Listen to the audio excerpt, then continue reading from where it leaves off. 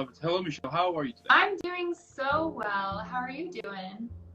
I mean, I'm doing fantastic. I mean, what better way to have, yeah, you know what better way to have a cool Sunday with someone as talented, awesome, super badass, I mean, of course. You know what I mean? Well, thank you. Yeah, no, I say that right back onto you. I'm thrilled to be here and to be having what I call our conscious conversation. So thank you for being with me today. Yeah, oh, we've got some still. people. My friend Chris is saying, hey, Chris. I love it. So we got everyone here. So Beautiful. Let's get started. Yeah, let's do it. Let's talk. Perfect. So yes, welcome to the show here. As I said, it is super epic and badass to have you here. And you know, my first question, to start everything here. Tell me how this journey started for you. Okay. Well, so my journey of spirituality itself started after I went through a terrible breakup.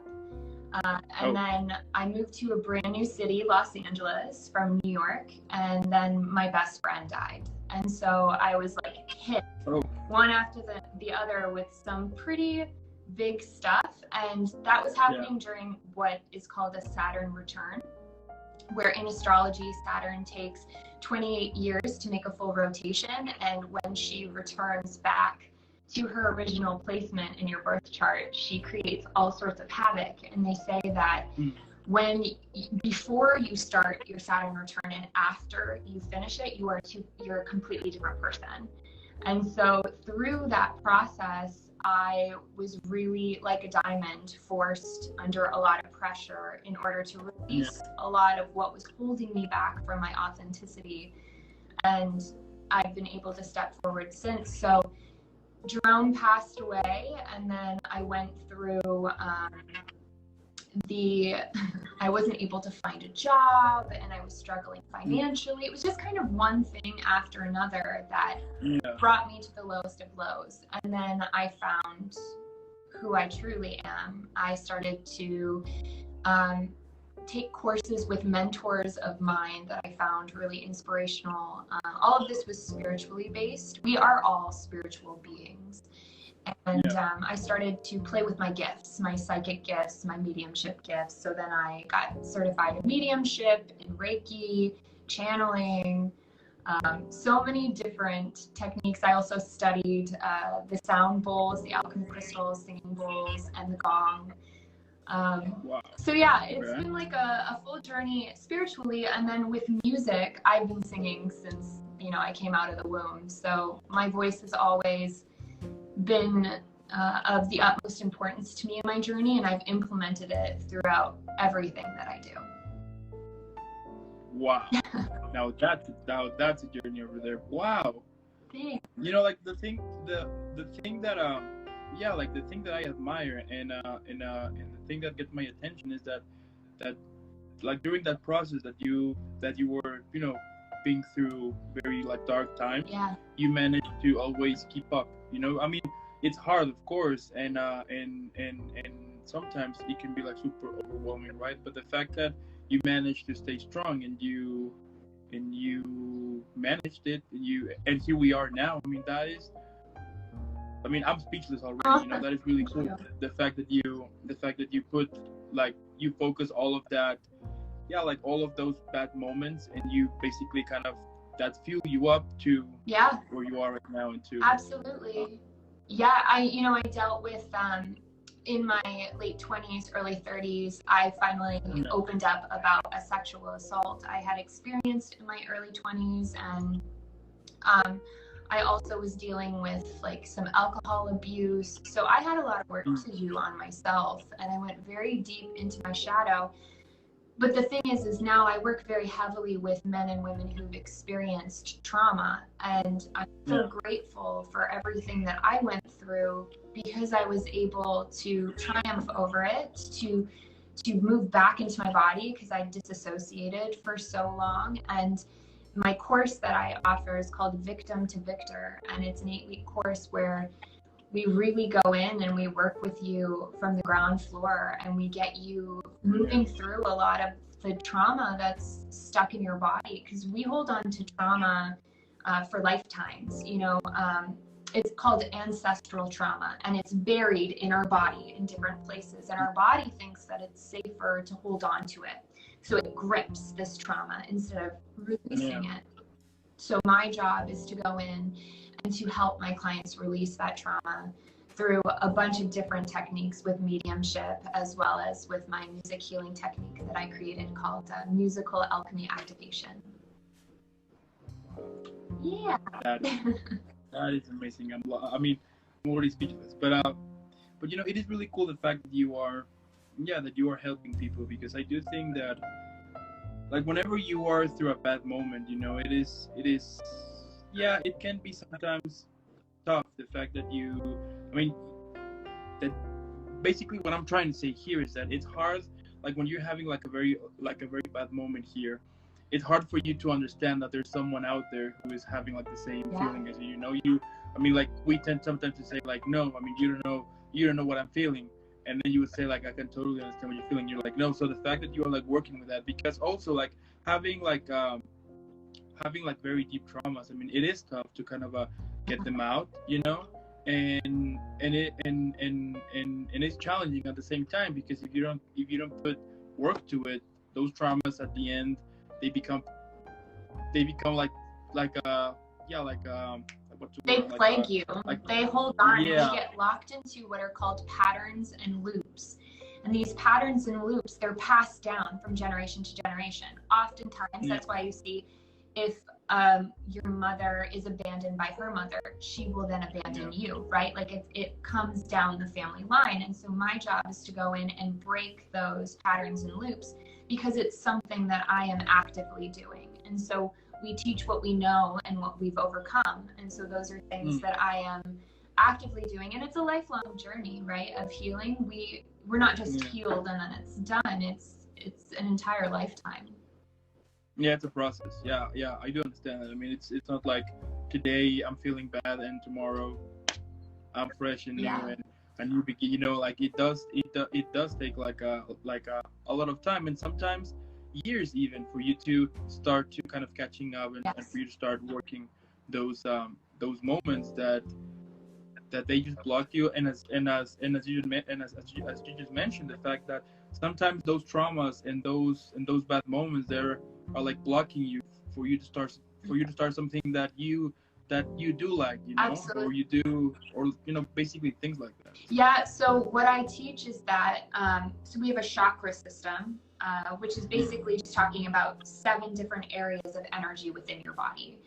And in order to bring through what you desire, what you manifest, it starts as an idea up here, right? It's floating around, this energy. It goes in through your crown chakra, down your third eye, your throat, into your heart, and then it moves into the physical chakras. So then you've got the solar plexus, the sacral, and the root, and then you birth it out into the physical, right? So it's actually moving through your system. So if you have blocks and imbalances within your chakra system, how is that idea meant to come through and become physicalized?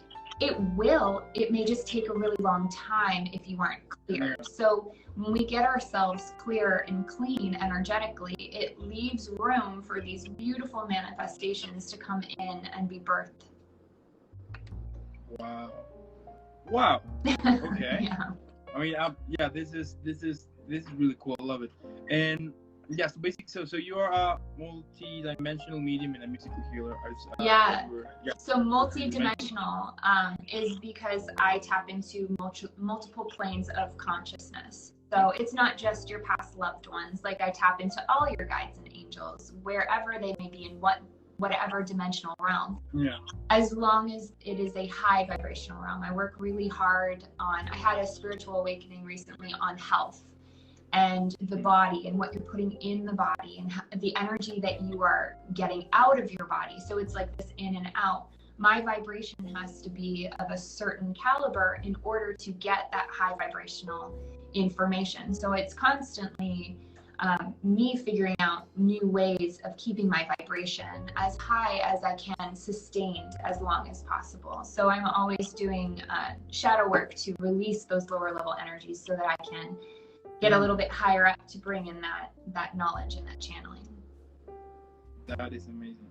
And what are some of the things that you enjoy the most about being a musical healer, for example? So I started my career in musical theater. So I went to school in Philly. I auditioned for Broadway in New York. I went on a national tour, and I came to LA. I got to perform at incredible venues like Hotel Cafe and the Troubadour, which was insane, all before the pandemic.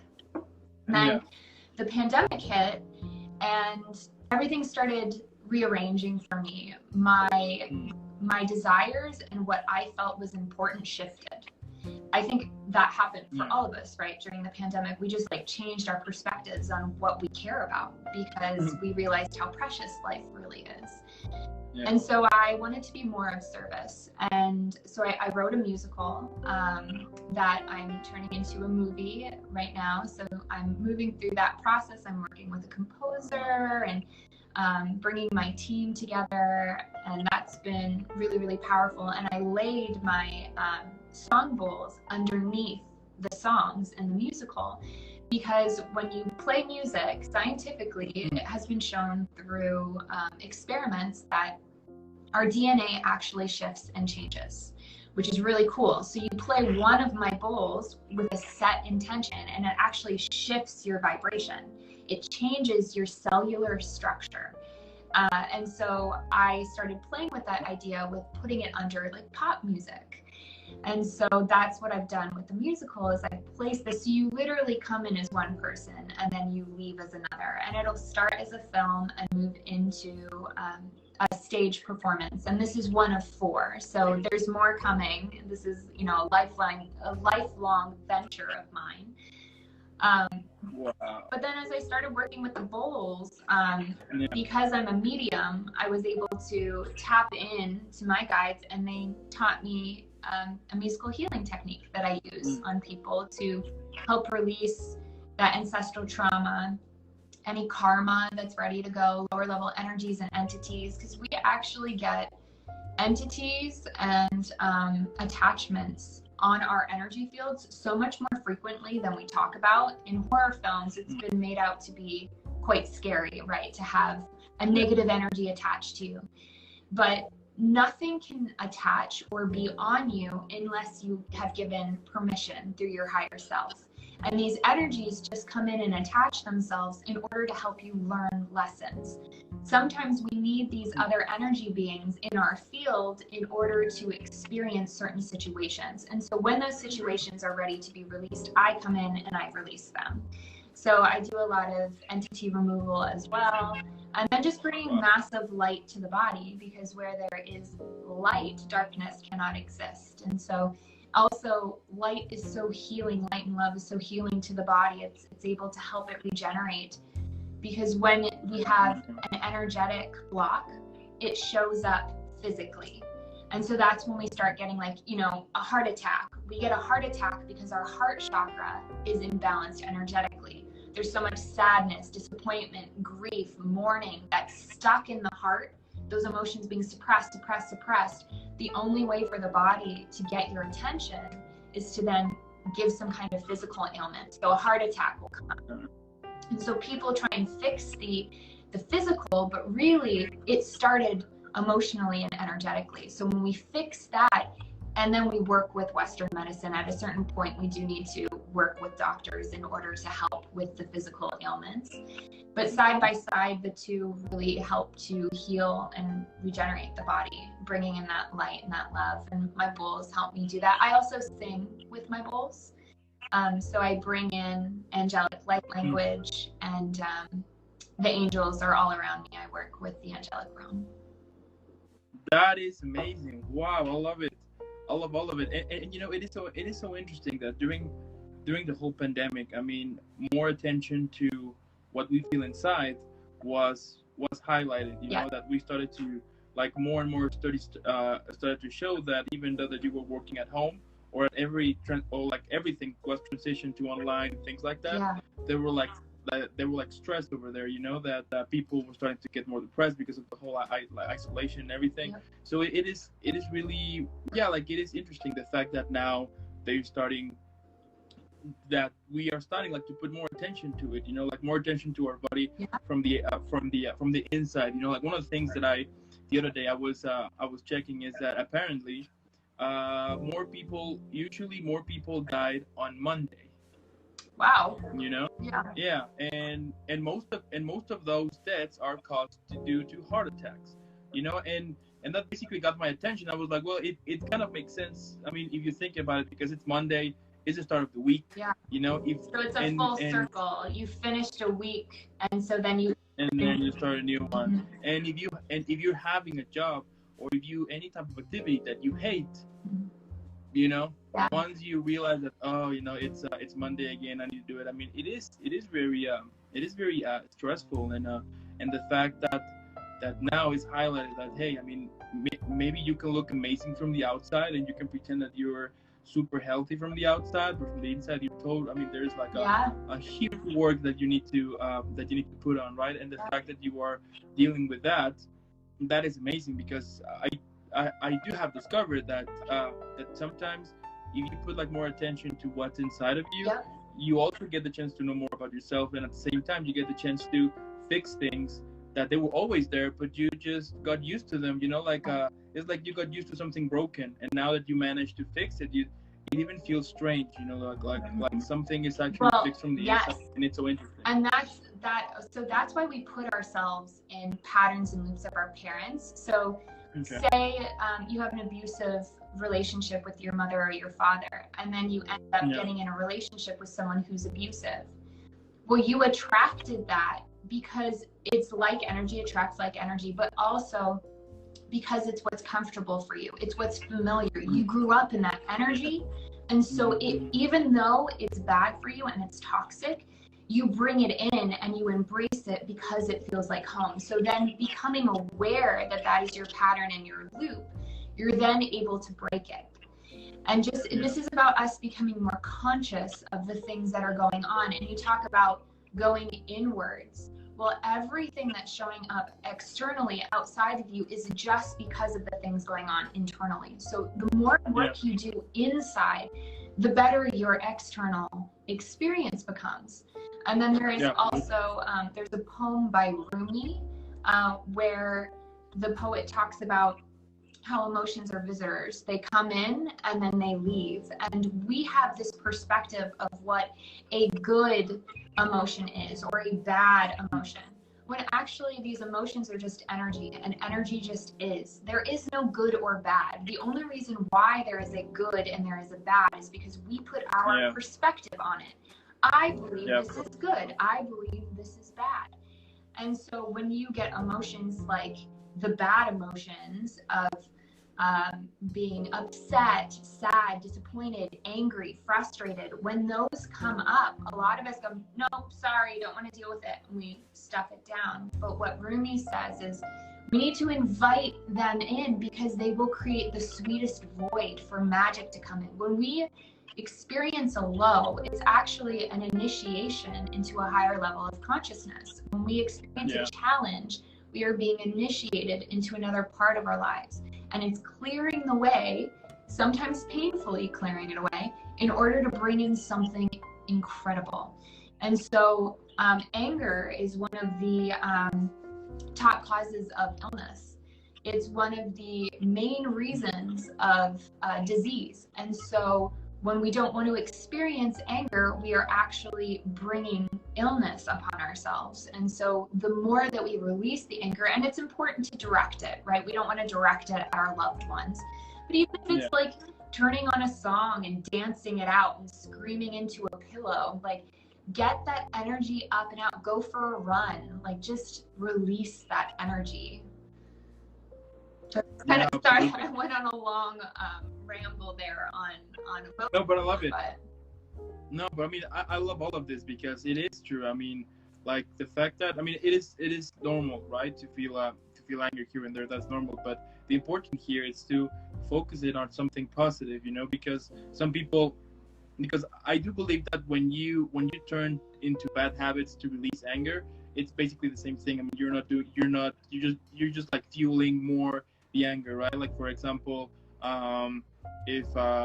let's say that if you focus your anger with alcohol, it's even worse, because then you will turn into a monster basically, and you will be either destroying things, or even like the destroying your own life. So the fact that it is really important to all of those type of emotions, to direct it to to the right way, right? Like to the right path, instead of, which I do think that sometimes, as I was saying before, that even though that the whole pandemic taught us, I mean, it showed us that there are like important things that we need to take care inside. I do believe that we are still in this kind of learning curve, in which people still kind of not believing that. You know what I mean? For example, because they look good from the outside, they're like, okay, I'm good. You know, I'm healthy. I'm okay. But once you start to see either how that person talks, or like how that person walks, or like the mannerism, like all of that, then you can easily tell that there's something wrong here, right? Because I've seen it with some of my friends, with some of my friends as well, that, and even with family members too, that they will look healthy, and if you look at them, you're like, okay, everything's fine. But once alcohol appears, then voila, you know, well, there's like this huge, well, they call it so alcohol, I believe it's best to drink alcohol with intention, because it's literally called poison, right? Like choose your poison, like pick your poison. Totally. So there are healthier options with alcohol, but I believe alcohol's main focus is to lower our vibration and keep us in a state that's very dense. It also brings out a lot of unhealed demons. So it just like lowers your energy so that you can attract this lower level energy. But I also believe that alcohol can be great if we are, I oftentimes will layer it with intention. So like, I'm having this drink to celebrate, or like, I'm so grateful for this and this, like I drink to that. But sometimes I'll even put Reiki energy into my alcohol.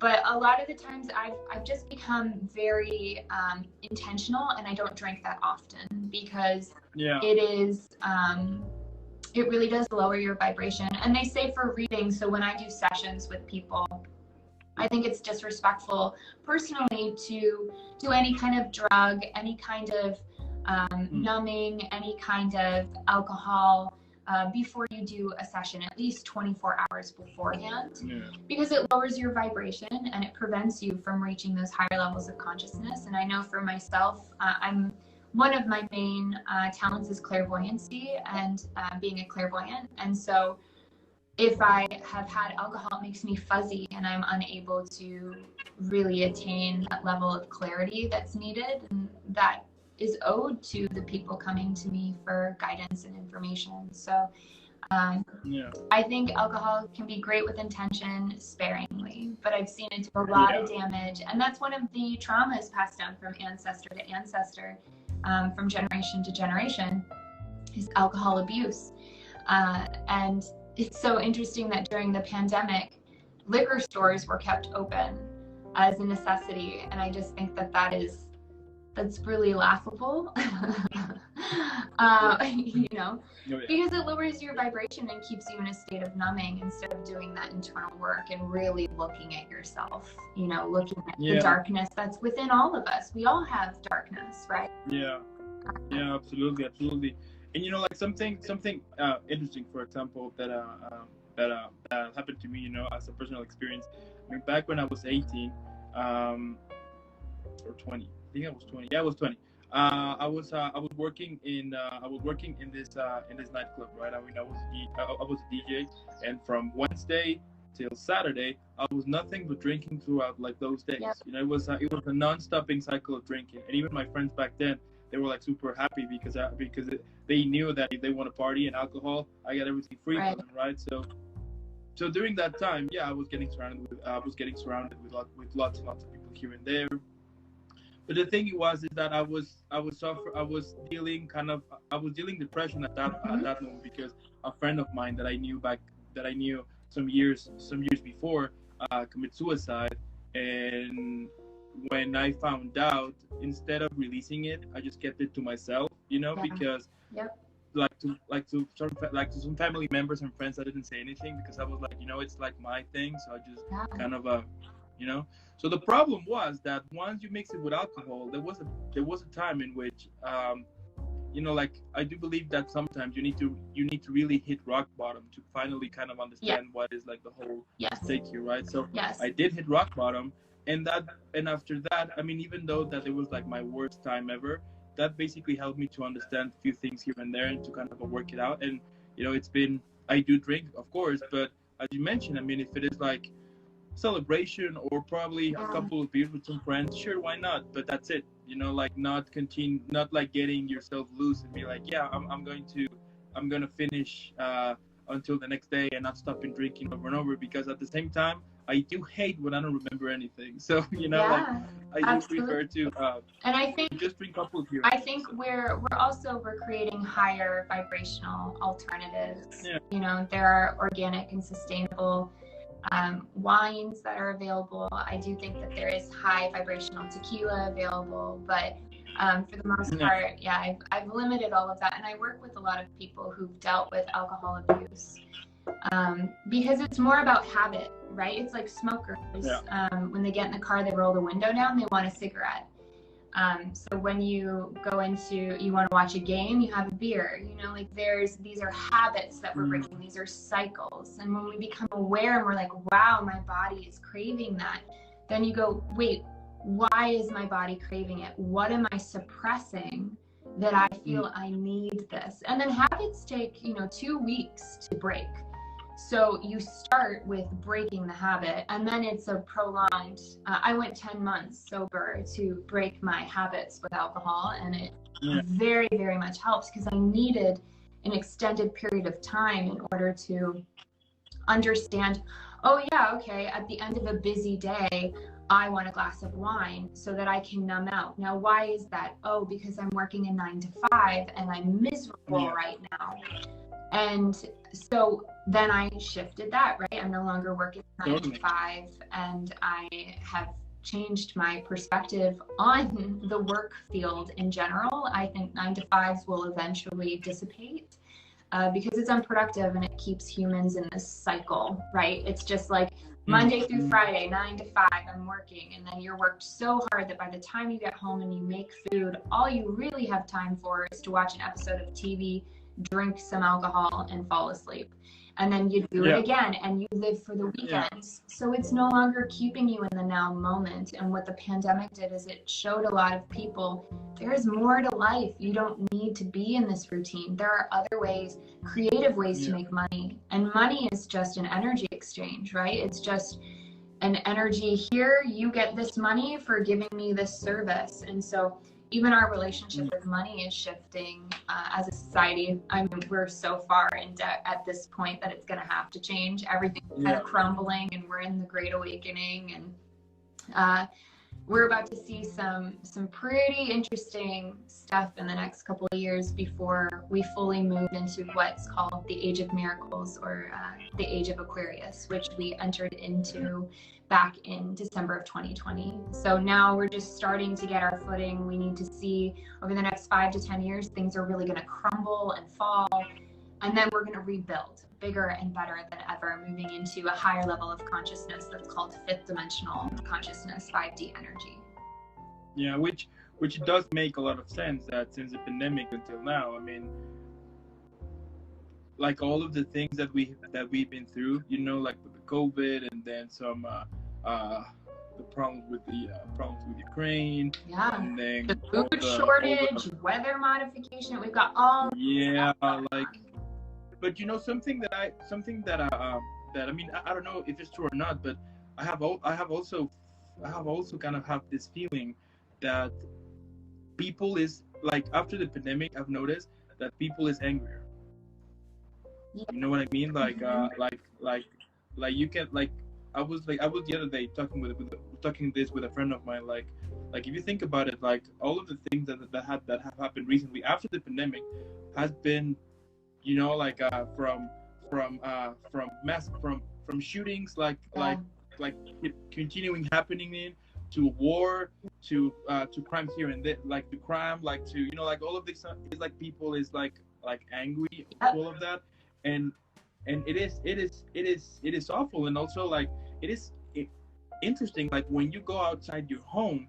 I mean, I do get like super interested about why like people is always rushing, you know, like it's rushing, you know, like everybody driving fast to go home or to go to work, and you can look by the people faces that they're like super exhausted, that they're in a system. Like everything is like this. They're in a main you know system. It's like a day in and day out, and that anger that you're talking about it's always been there. That anger, this disrest, all of these issues, they've been there, but we've been asleep to it. And so that's what a third dimensional reality is. It's about polarity. It's about black and white. It's about the opposite, the dark and light, like the battle, right? And then as we ascend higher through the fourth dimension into the fifth dimension, all of this unrest needs to come to the surface so that we can get that lotus flower, right? Like a lotus flower, it grows out of the dark, out of the mud, and it goes up in the water, and then it blooms in the sun. And that's our journey from the third dimension to the fifth dimension, is that we have to go through the muck right now. We have to go through the mud and allow all these different movements to come up, all of this polarity, all of this corruption in politics, the entertainment industry, our financial, our food, all this stuff is coming up to the surface for us to go, wow, this is like really wrong, and we need to fix it. Before we weren't aware of it. And so this anger has to come up because there's a collective anger it's like a disease that's been stirring inside all of us for years and years and years. And now it's ready to be released. But in order to be released, it has to be felt. And so all of the situations that are happening right now, again, this is perspective, right? What we think of as good and bad is just energy happening. It's just because we have placed our thoughts on it. But all of these things happening right now, these bad situations, they are bringing to light what we need to shift and change. And so we're getting on the right page. It's just going to be a bit of a process in order to get there. Oh yeah. Wow. Huh. Okay. I mean, I'm super speechless because this is like one of the first. I mean, I'm just like thinking everything that you're telling me, that you're saying, and it does make sense. A lot of, it does make sense a lot here. The fact that like we are kind of transitioning here, and also, I mean, yes, we do still. I mean, we do need to learn a lot. We're still in this huge learning curve, but at least it's finally getting done. You know what I mean? That finally we're like, okay, there's a problem here. Now let's work it out. Yep. But which back then there were like a lot of things that everybody just wanted to keep them to themselves, and now that we have like social media and and all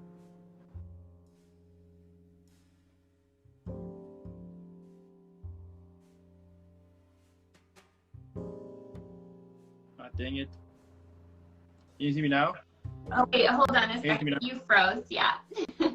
Okay. We were saying really important stuff, and so Spirit came in and paused us. Yeah.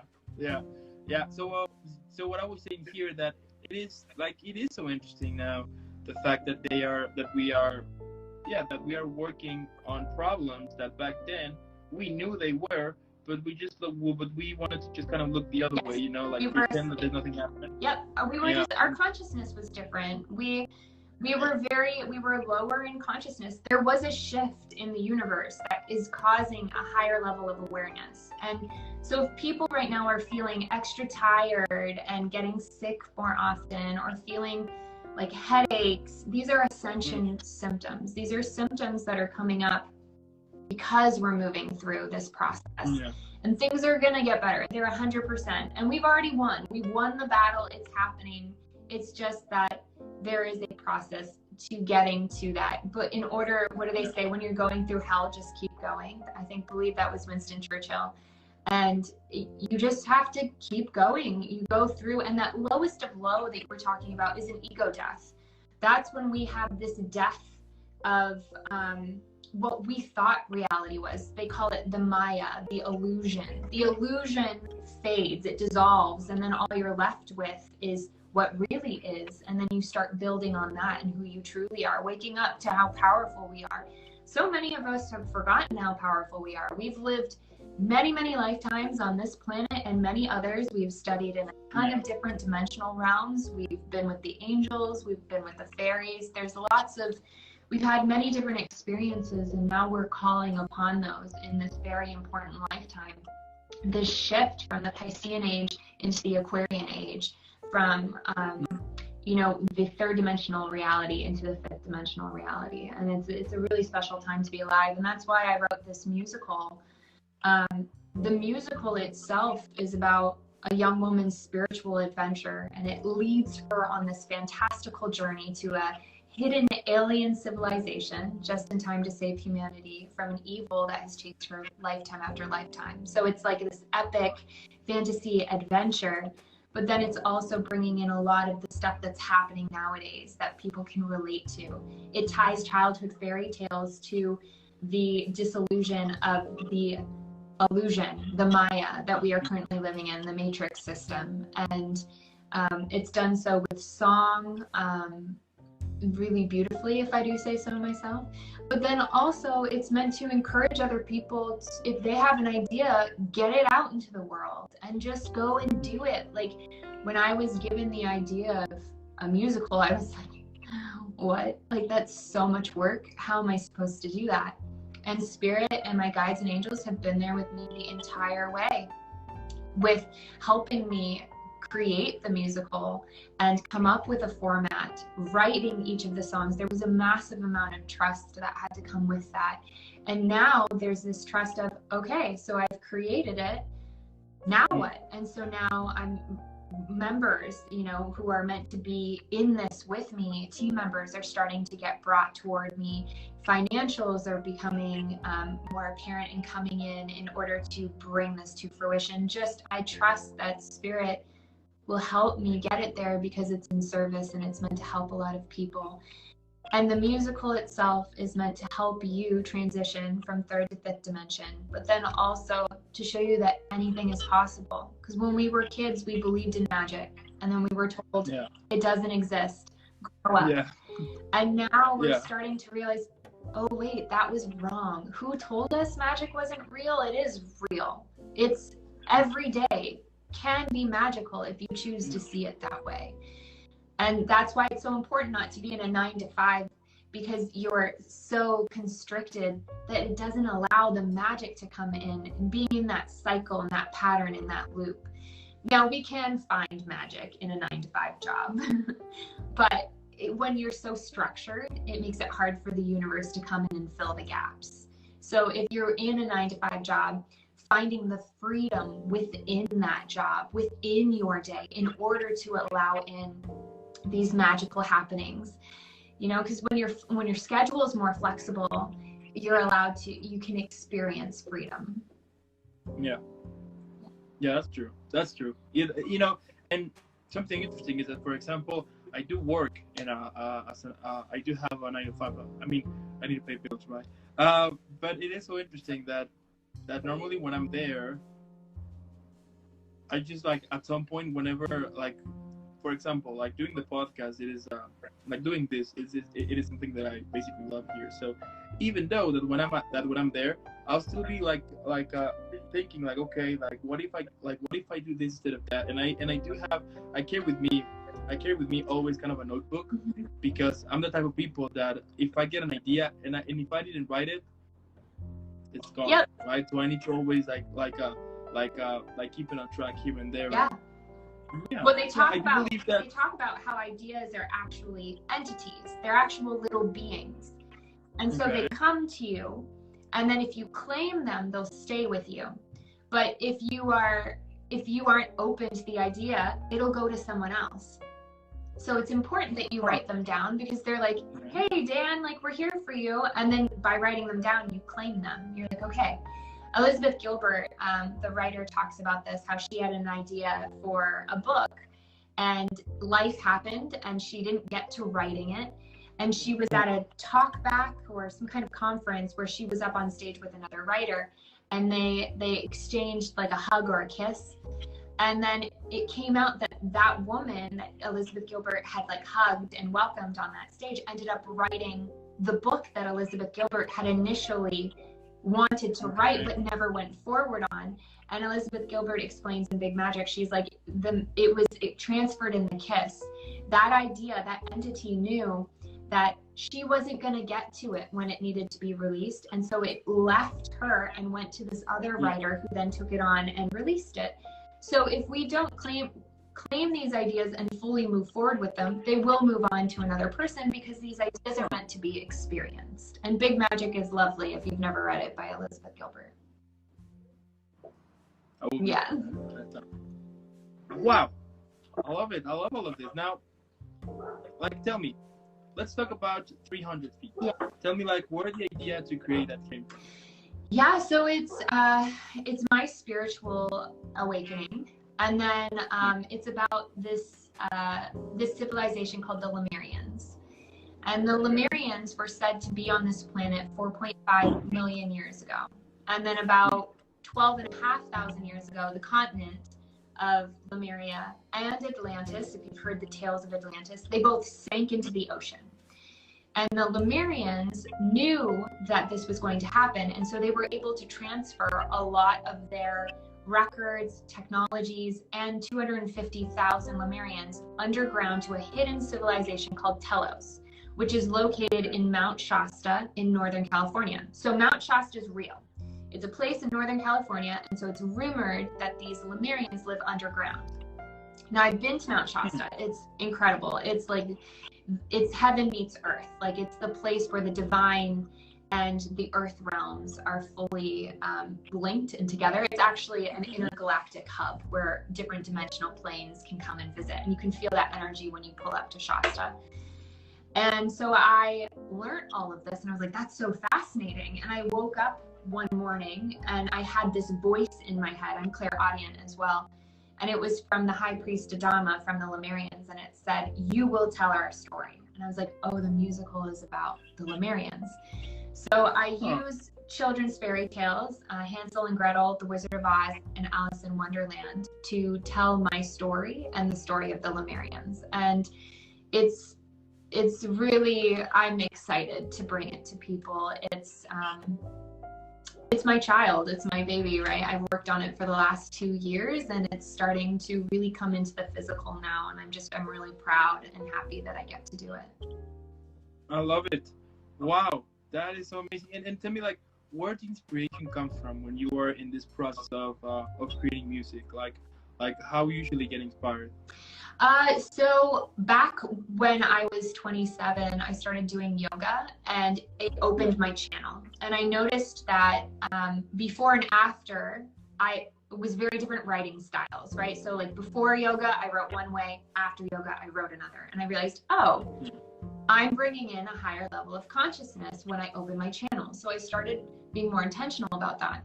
Oftentimes, a song will come to me when I'm completely blank, right? Doing the dishes, in the shower, driving. And so I have my voice memos and I do that.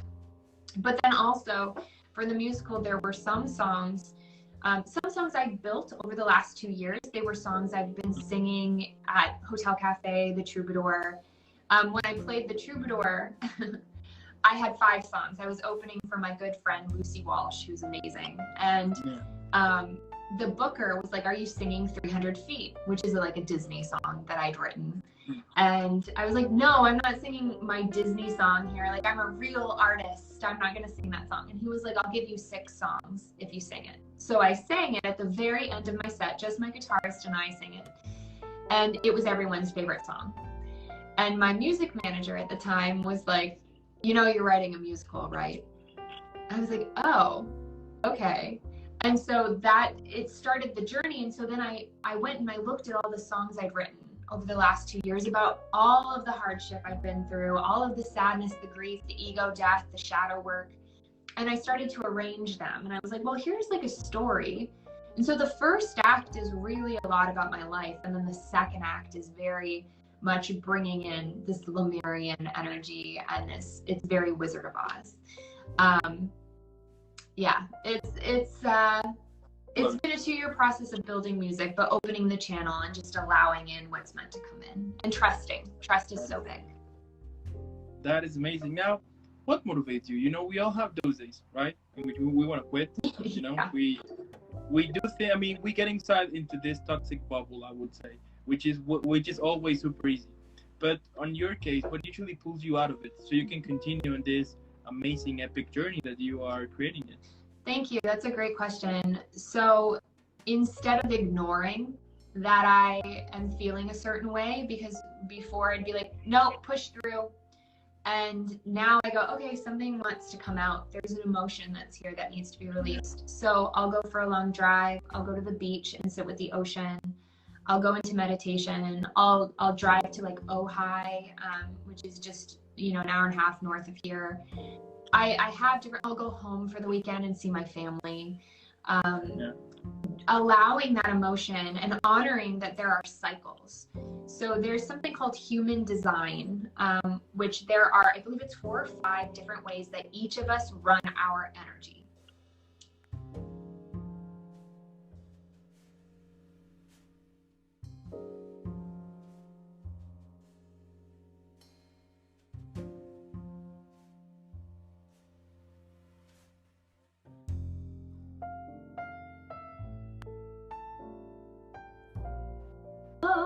Let it go. Can you hear yes, me? I can. Okay.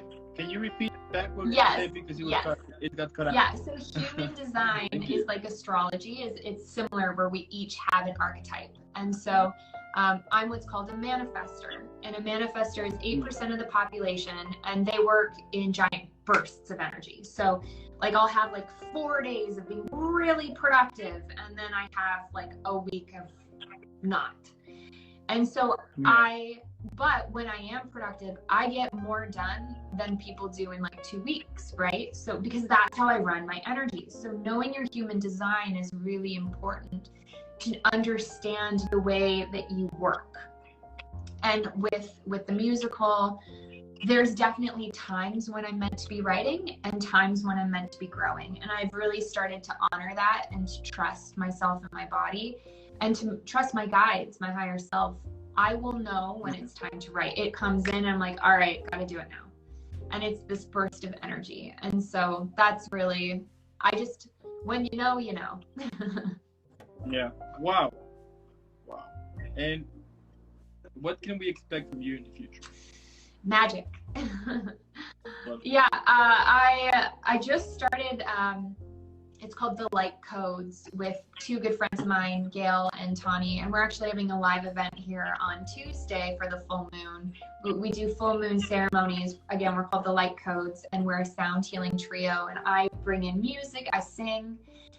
We've got someone grounding in and captivating with a bunch of different instruments, and then we've got someone else bringing in DNA activations. It's just, we all work together as this unit to bring about this healing. So I have that going on, and that will continue to grow and expand in the movie musical, and then eventually the stage version of it. That's really taking a lot of my energy. And then I have my business, Align with Your Highest Timeline, where I work with clients one-on-one for individual sessions as well as for courses.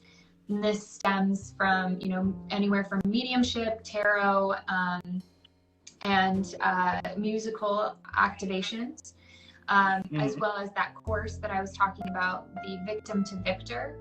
And after you graduate from Victim to Victor, I then have something called the apprenticeship. And it's a one-on-one monthly where I help you bring your psychic gifts online. Because what I discovered through my 8-week course is once we clean you out, once we give you the spiritual education that you need for a foundation, your gifts start coming online. And so my clients were like, well, now what do we do? And I was like, well, I guess I'll create another program to help you one-on-one bring those gifts. So yeah, so I'm training some other mediums right now. I'm training some other musical healers, and it's been pretty fantastic. Yeah, it's, let me see, is there anything else? Yeah, and I'm traveling, like I as light workers, we're called grid workers as well, where some of us are meant to travel to different places to lay our energy. and then to also receive DNA activations from different beautiful landmarks around the world. So I'd like to go to England and visit my sister in Scotland, and back to Tulum, and different portals around the world. We're also having a retreat in Mount Shasta at the end of July. So if anyone is listening to this and wants to be involved, it's in Mount Shasta in Northern California. It'll be 3 days, 4 nights.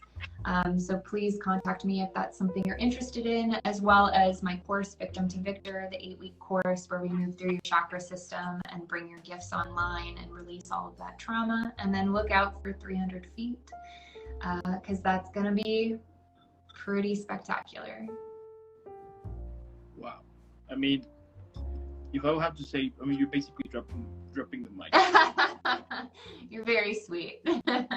That is really cool what you do. That is amazing. Wow, that is amazing. And I just can't wait. I mean, it is obvious that that epic stuff and epic things are gonna come to you, because like your energy, like it's amazing. I mean, this is actually the first time in which I don't know what else to say.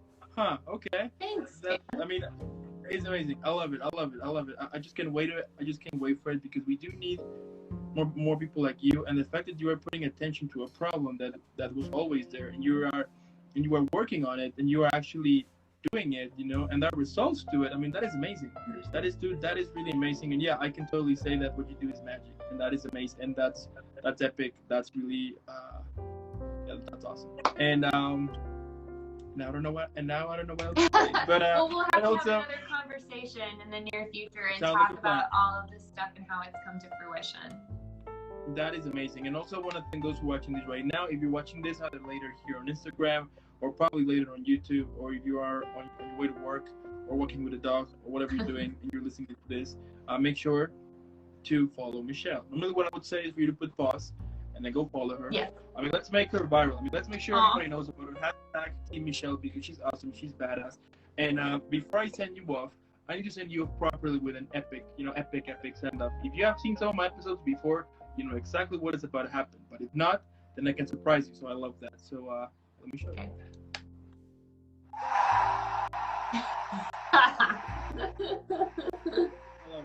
love it. I mean, at some point we're gonna have live audience, but COVID. Yeah, we're still like in the transition. But one day we're gonna have an episode on Staples Center. You can kind of. All right, let's do it. It's a date.